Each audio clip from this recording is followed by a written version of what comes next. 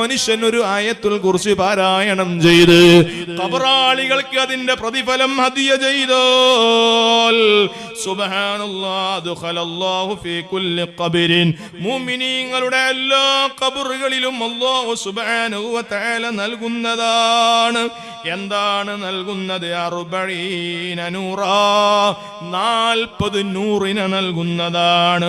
വവസ്സഅലൈഹിം മലാജിയഹും അവരുടെ ഖബറിടങ്ങളിൽ അല്ലാഹു വിശാലത കൊടുക്കുന്നതോ.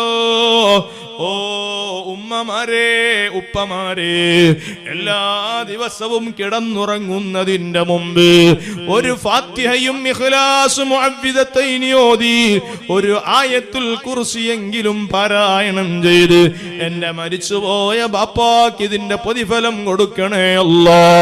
എന്റെ ഖബറിൽ കഴിയുന്ന പൊന്നുമ്മാക്ക് ഇതിന്റെ വെളിച്ചം എത്തിക്കണേ അല്ലാ എന്ന് ദുആ